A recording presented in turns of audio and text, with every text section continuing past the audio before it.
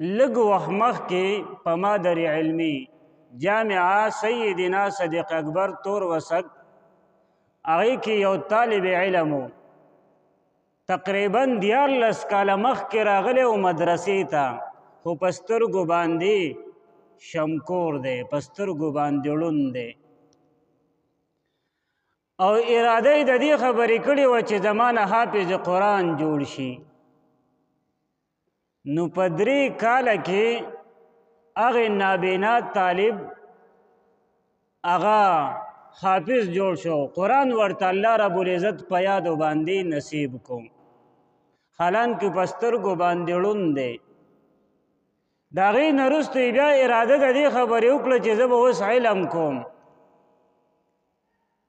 نو هغه خپل محنت او کوشش جاری ساتو، الله تبارک و تعالی ورته علم هم نصیب کو،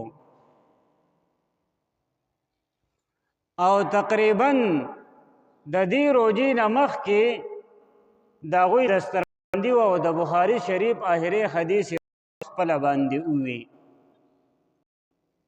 داسې به ما ته یو طالب یافته او یو چې دی نو د تعلیم اداره ونه ښیي چې هغه یو نابینا معلوم، یو نابینا انسان هغه داسې مرتبې ته ورسوي او هغه چې دی نو په یو داسې عهده باندې کښېنوي. وښیه ما ته یو ډاکټر چې هغه په سترګو باندې ړوند دی، وښیه ما ته یو انجینر چې هغه په سترګو باندې ړوند دی، وښیه ما ته یو ټیچر چې هغه په سترګو باندې ړوند دی. ما سیوا د حافظ قرآن نه او د عالم دین نه چې دوی ته الله رب العزت فضیلت ورکړی دی، او دوی داسې ماشومان تیاروي چې هغه د نور چا په تصور کې نه راځي.